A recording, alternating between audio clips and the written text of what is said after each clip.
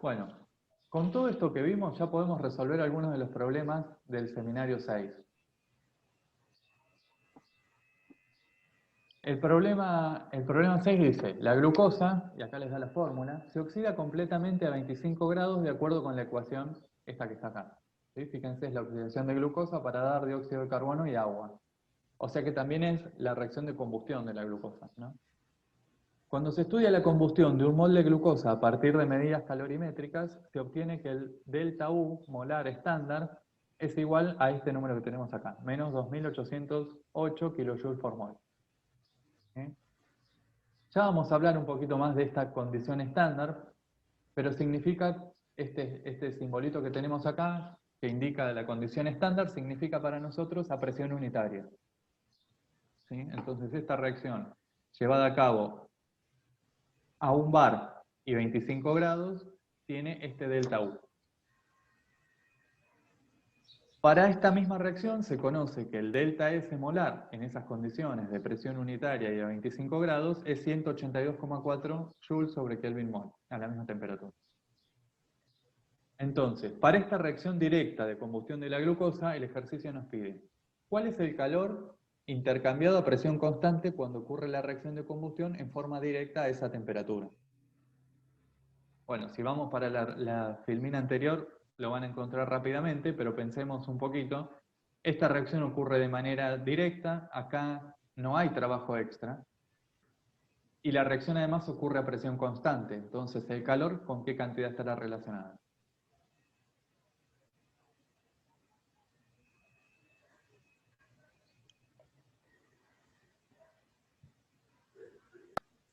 ¿Con el delta H? Con el delta de H, claro. Entonces necesitaré determinar a partir de estos datos el delta de H. Fíjense que lo que tengo es el delta de U de la reacción. ¿Cómo se les ocurre que puedo calcular el delta de H?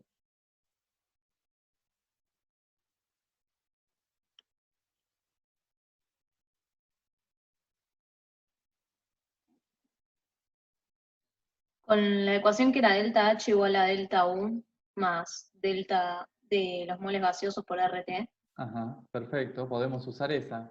Y entonces necesito conocer cuál es el cambio en el número de moles gaseosos de esta reacción. ¿Cuál dirían que es? Fíjense que tengo la glucosa, que es sólido, reacciona con 6 moles de oxígeno y da 6 moles de dióxido de carbono y 6 moles de agua, que es líquida. 25 grados, el estado estable es líquido. ¿Cuánto vale entonces el cambio en el número de moles gaseosos para esta reacción?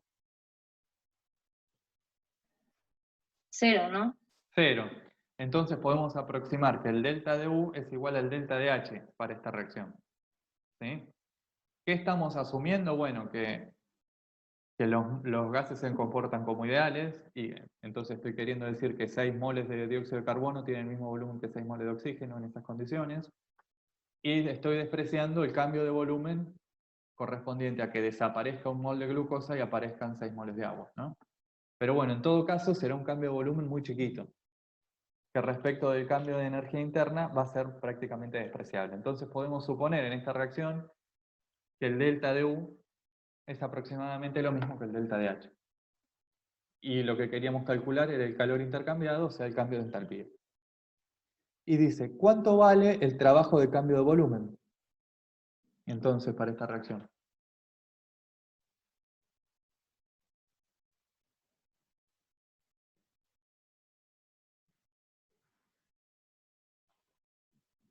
Ya acabamos de decir que prácticamente el cambio de volumen es despreciable, entonces podemos decir que va a ser el trabajo de expansión va a ser despreciable o muy chiquito.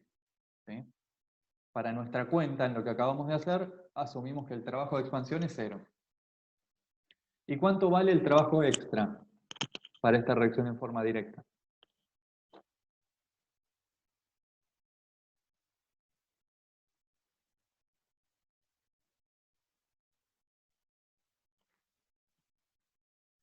Esta reacción podría ser estudiada, por ejemplo, en un calorímetro a presión constante. No hay forma de sacar trabajo de otra manera de esta reacción, no hay trabajo extra. ¿Sí? El sistema no puede hacer, más allá de expandirse o comprimirse, no puede hacer trabajo eléctrico, por ejemplo. Imagínense que podría ser la glucosa en un calorímetro, se mezcla con oxígeno y combustión.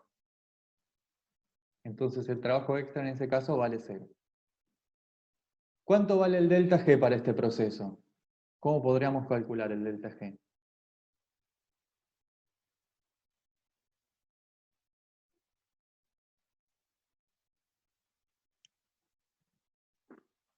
Fíjense que nuestros datos son el delta de U y el delta de S.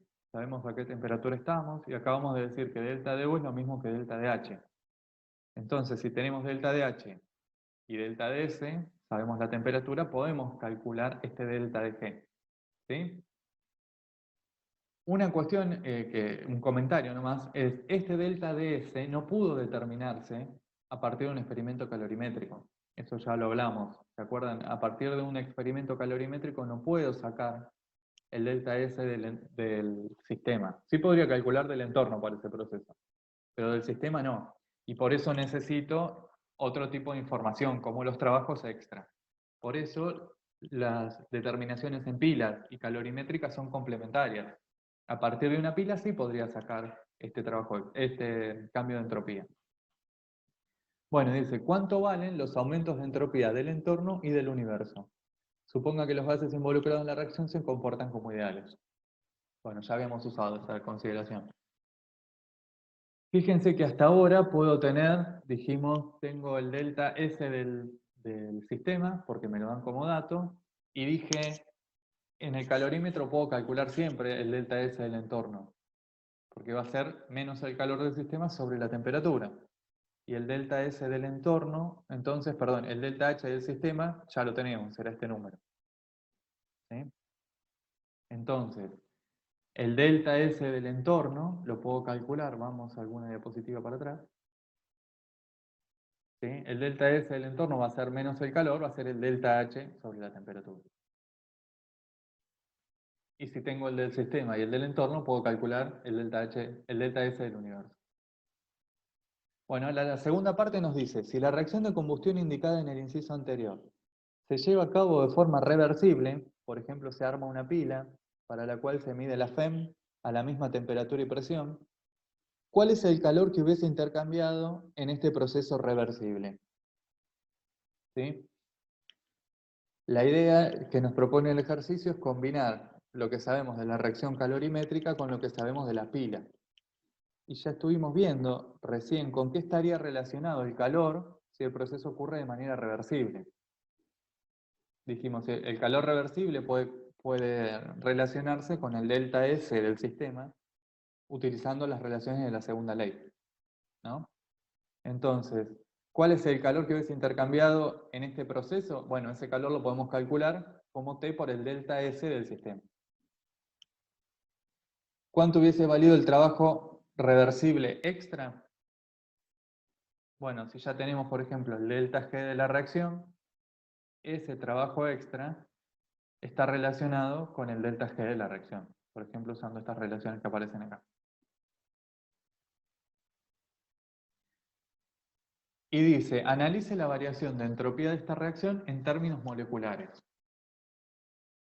O sea, lo que dice acá es que el delta S para el sistema asociado a esta reacción es de más 182 joules sobre Kelvin mol. La idea es, la entropía de este sistema aumenta cuando pasa de reactivos a productos. Y se acuerdan que nosotros ya hablamos varias veces de que podemos asociar a la entropía como sentido físico que está relacionado con el desorden del sistema. ¿Sí? Podemos decir que un sistema cuanto más desordenado es, tiene mayor entropía. Entonces, a partir de esa idea, ¿es esperable que la entropía aumente considerando esta reacción? Fijémonos qué pasa. Un sólido reacciona con 6 moles de un gas y da 6 moles de un gas y 6 moles de una especie líquida. ¿Sí? A priori uno podría pensar que el sistema aumenta su desorden, entonces, transcurrida la reacción. Porque digamos que el cambio neto sería que paso de un sólido a 6 moles de un líquido. Parecería que el sistema es más desordenado en la etapa de productos que en la de reactivos. Entonces podríamos justificar de esa manera la variación de entropía en términos moleculares. ¿Sí? aumenta el desorden del sistema cuando evoluciona desde los reactivos hasta los productos. Como ya les dije alguna vez, este tipo de consideraciones a veces nos hace caer en alguna trampa. Hay que tener cierto cuidado. Digamos que no siempre podemos usar tan ciegamente este criterio.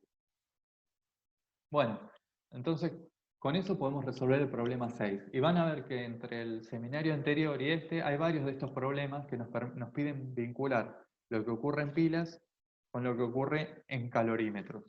O lo que ocurre en una reacción directa respecto de lo que ocurre si pudiéramos llevar a cabo esa reacción de manera reversible. Por ejemplo, el problema 7 nos dice, en un proceso reversible a 300 Kelvin y una atmósfera, se mide un trabajo extra de 300 kJ por mol. Evaluar el delta G y el delta S del universo para este proceso indicado. ¿Sí? Solamente con esos datos podemos calcular estas cosas. De hecho, podríamos vincular el delta G, por ejemplo, usando alguna de estas relaciones. El delta G del sistema es el trabajo extra, reversible. Cuando el proceso es reversible, coincide menos el trabajo extra. Y además podemos usar esta relación que vincula el delta G con el delta S del universo. ¿Sí? Sabemos que se trata de un proceso reversible y conocemos la temperatura. El delta S del universo, si es un proceso reversible, va a ser igual a 0, ¿no? Ahora dice, si el mismo proceso se estudia en condiciones donde el trabajo extra es nulo, pero los estados iniciales y finales son los mismos, ¿qué debe esperar del delta G y el delta S del universo y cuáles son sus valores? Bueno, la idea es un poco, volvemos sobre lo mismo, cerrar un poco esta cuestión, de que si tenemos un proceso, fíjense que acá no nos decía qué tipo de proceso es, pero bien podría ser una reacción química, como venimos hablando. Si en el proceso este ocurre en ausencia de trabajo extra, ¿sí? Pero los estados iniciales y finales son los mismos, el cambio en las funciones de estado del sistema va a ser el mismo. Entonces, el cálculo que habíamos hecho para el delta G lo podemos mantener para el delta G en este otro proceso en el que ocurre la misma transformación, pero sin trabajo extra. En cambio, el delta S del universo va a ser diferente. ¿Sí? ¿Se acuerdan? Ya varias veces dijimos, al entorno y por lo tanto al universo, no le da lo mismo cómo realiza el sistema determinada transformación. Y en particular, en este caso, podríamos usar algunas de estas relaciones. ¿Sí? Por ejemplo, esta que tenemos acá, con trabajo extra nulo. Fíjense que este proceso espontáneo, como el delta G va a ser negativo, podemos relacionarlo con el delta S del universo, y un delta G negativo para el proceso espontáneo va a significar un delta S positivo. ¿Sí? Siempre chequeen eso. Si estamos analizando un proceso espontáneo, el delta S nos tiene que dar positivo.